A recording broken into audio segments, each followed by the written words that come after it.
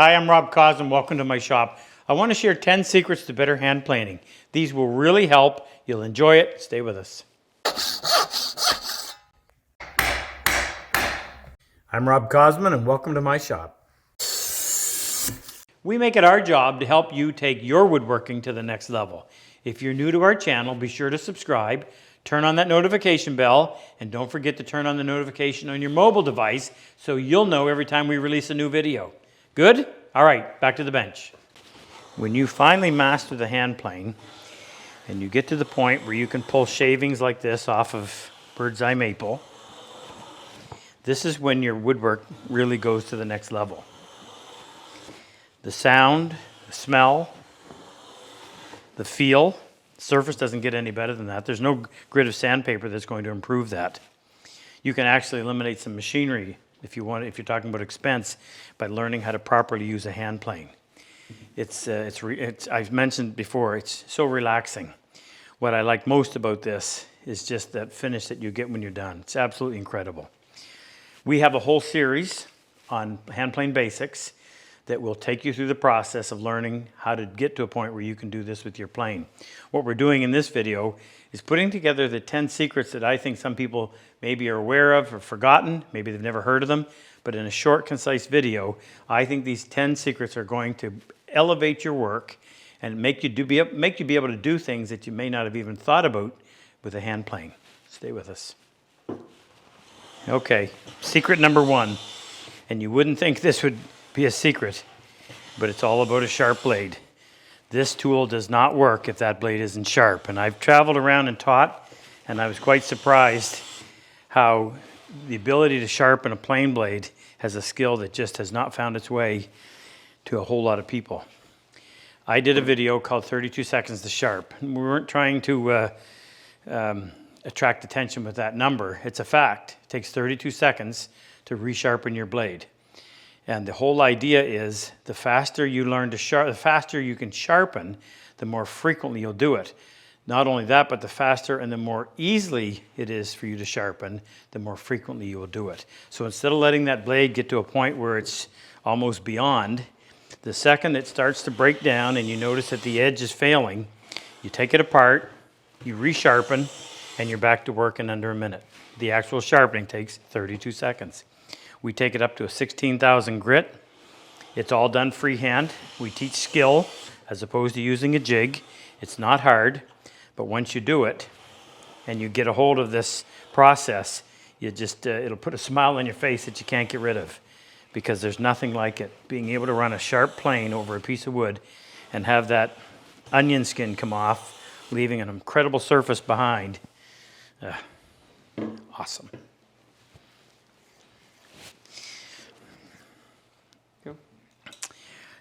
Something you may not have known is that there's a grip that the handle, or the rear tote, that's what this is called, is actually designed.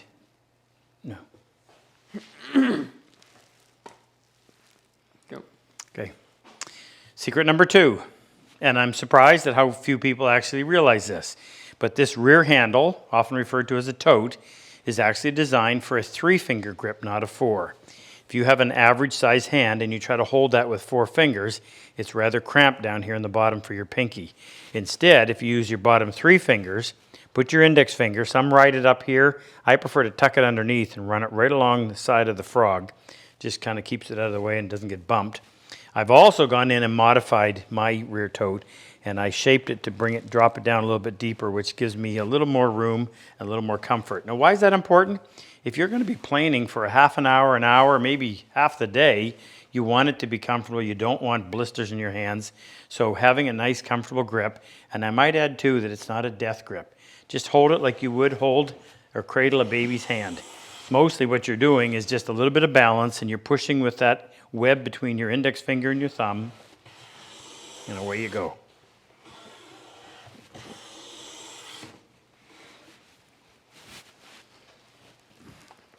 Okay, secret number 3. You don't plane so much with your arms like this as you do with your legs and your upper body. If you're using your arms, small muscle group, you're going to wear out pretty quickly, and you don't have quite as much accuracy. But instead, I use my legs. So most of the weight is on my back leg, in my case, my right leg. I lean forward, letting gravity do a lot of it. I keep the plane pretty much close to my body, and I just fall forward, catching myself with my left leg, pushing off with my rear right calf, and it's just a rocking motion. Very little arm movement at all. If you do that, you'll last a lot longer. You'll also get into a rhythm that allows you to plane quite accurately, as opposed to standing here and trying to push this plane in front of you using just arms. So if it's all about balance, a lot easier to do it that way than any other. And it's just a matter of falling forward, catching yourself with your forward leg, and let the weight of your upper body and gravity do most of the work. A little bit of leg at the end. So, where is the effort or resistance when you plane? Of course, there's the blade moving through the wood, but then there's also the plane moving over the wood. So a friend of mine, Kevin Burris, introduced me to this little container of wax. We actually went to work and had a specific formula made, but a little bit of a squiggle on the bottom of the sole of the plane allows you to reduce most of that friction. Now, less effort, you last longer, you get a lot more control. Never had an issue with wax on the wood. Mind you, I wouldn't wax it on my last pass, but it's long gone by the time I get to putting a finish on this. But my goodness, it makes it so much easier. And I'm surprised, again, how few people realize that. And pushing a plane over that piece of wood without something to lubricate the sole, just way more effort than you need.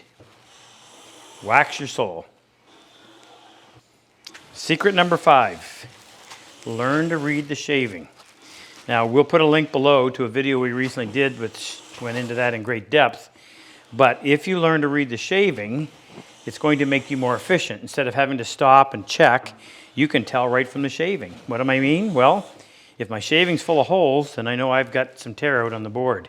If my shaving is veering off to the left or to the right excessively, then I'm probably not set up with my blade parallel to the sole, meaning I'm taking a heavier shaving on one side than the other. That's going to throw my edge out of square.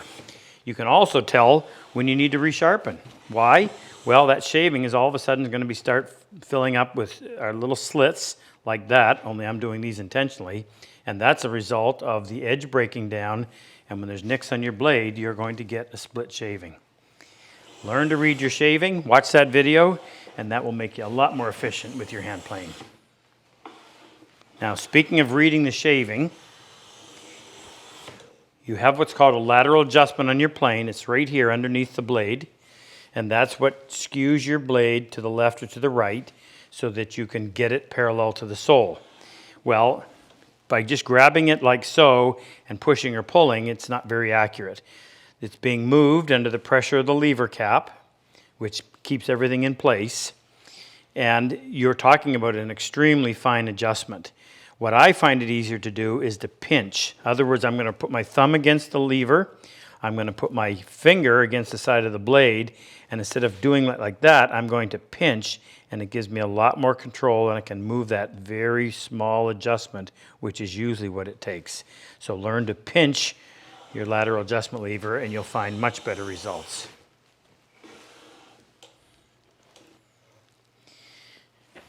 So I've just resharpened.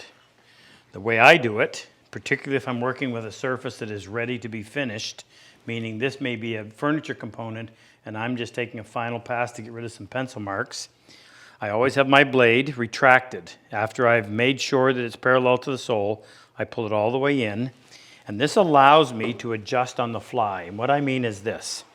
While I'm moving the plane, I can start to spin my adjuster knob.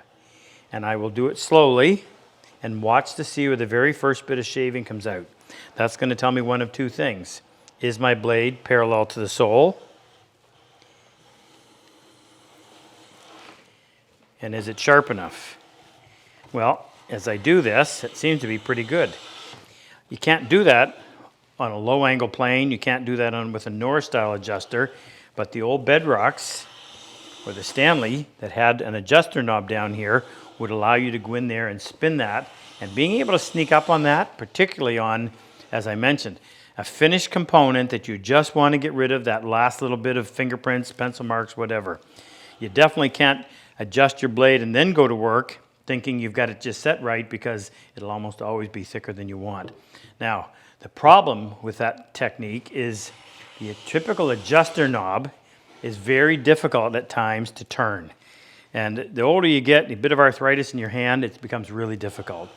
Now, this may sound like a promotion, and in a way it is, but we came up with this thing we call the Adjust Star. So much easier because of the leverage you get on those spokes, and you can go in there and make that adjustment extremely easily. Okay, using your finger as a fence. What do I mean? Well, it may or may not be obvious, but the blade doesn't go all the way to both sides. It stops short about 3/16 of an inch on either edge. That means if you're planing the edge of a piece of wood that's almost as wide as the blade, if you happen to slide over one side or the other, you may end up leaving an area that's not planed, and now you're going to take more off of this side than this side, and you've thrown it out of whack. It's no longer square. So what I do, I put my thumb right here behind the front knob, and I use the side of my finger as a fence. So while pushing the plane with my rear hand, my index finger keeps that blade right in the middle, keeps that board right in the middle of the blade, and allows me all kinds of control. And I don't have to worry about that, what I mentioned, sliding to the left or to the right.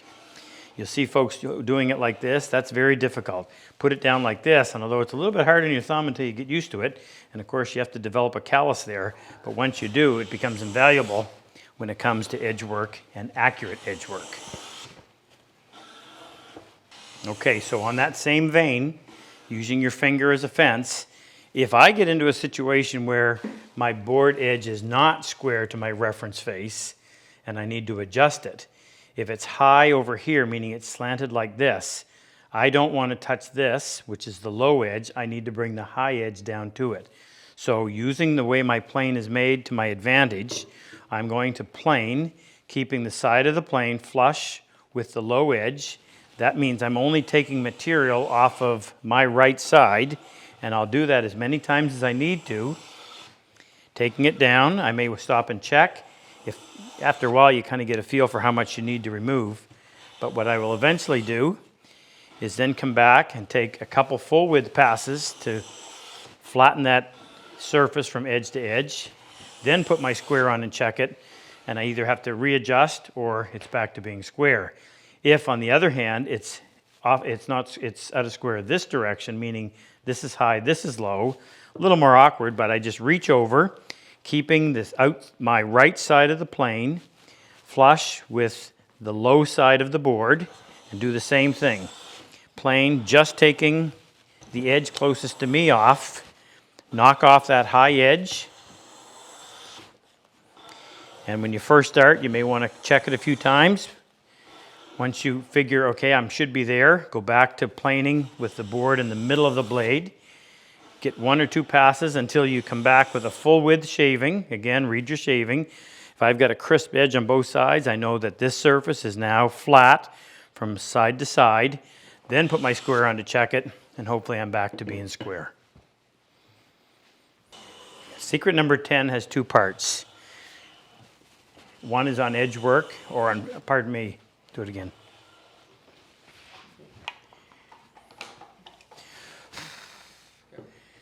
Now the 10th and final secret has two parts. One applies to figured wood and the other one applies to a wide surface. If you retract your blade and take a thinner and thinner shaving, what it'll allow you to do is plane figured wood, and it'll leave the surface even better. What I mean is this: you get figured wood where the grain is squirrely and going all directions.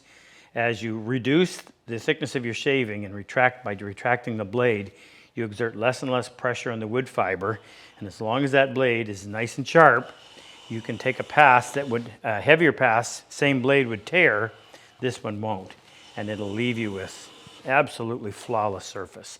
Shavings I'm talking about under a thou in thickness. That's for figured wood. Now I'm going to show you on a wide panel how to eliminate plane tracks, same idea. Perhaps one of the hardest things to do when you first learn to use a hand plane is to plane a wide surface and get it perfectly smooth while keeping it flat and avoiding what we call plane tracks, which is essentially the overlap marks between passes. You'll find that the easiest way to do that is first make sure the blade is absolutely parallel to the sole. And second, actually there's three things. Second is to dress the corners of your blade, I call it feathering, during the sharpening process. And that's covered in our 32 seconds to sharp. Then you're going to go in, and as you get close to having it perfect, meaning I've got rid of all the surface imperfections, now I want to go in and just get rid of any of those overlap marks. I feel for them. I think my blade is a little bit heavy on the left side.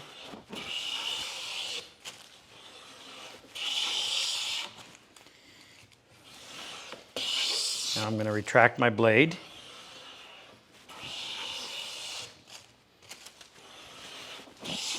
I always make sure whatever I do it across the entire surface before I make a change. Pulling the blade in. Feel for the overlap. Still have an overlap. I'm going to pull the blade in a little bit more, and I'm simply pulling up on the adjust star. The plane is slightly skewed. Now I still have a track there. I'm going to try a second pass. Didn't work. Go on the outside. I know I can take an even lighter shaving. Retract a little bit more.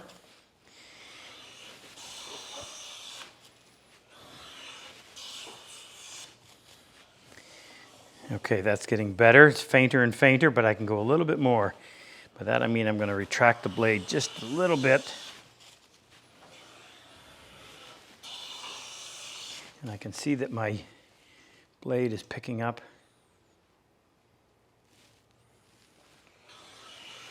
On the right side.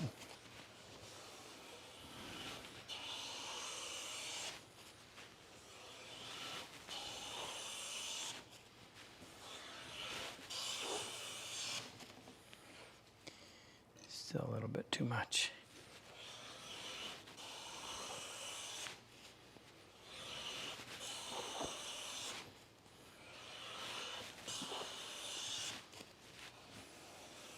There. No plane tracks. I cannot feel where one overlapped the other. That is a surface ready for a finish. Now in closing this, if you look down at my feet, this is so much nicer than having to suck up dust off of everything in your shop. Nice fluffy shavings. Sometimes I do just that, just make shavings. Enjoy your playing. So one of the toughest things to do when you first learn to plane, I should say learn to sharpen, is to plane a wide surface, get it flat, get it smooth, and to get rid of plane tracks. The last one is the tough one. Plane tracks are those overlap marks where one pass overlaps the other. Well, if you have your blade so that it is parallel to the sole, if you've addressed the corners, feathered them like I explained in the 32 second to sharp video, the last thing you want to do is retract the blade. And by retracting the blade, you're able to go in and do an even better job of hiding or eliminating those overlaps. So I'll pull back on the adjuster knob. You can see the shavings become a lot lighter. Overlap each one. And there, it's gone. That's ready for a finish. And you wouldn't get it any better with sandpaper. Now, if you look down at my feet, you'll see the result of a hand plane. So much better than having to vacuum dust off of everything in your shop. This is enjoyable. Enjoy your playing. If you like my work and enjoy my style of teaching, click on any one of these videos and help take your woodworking to the next level.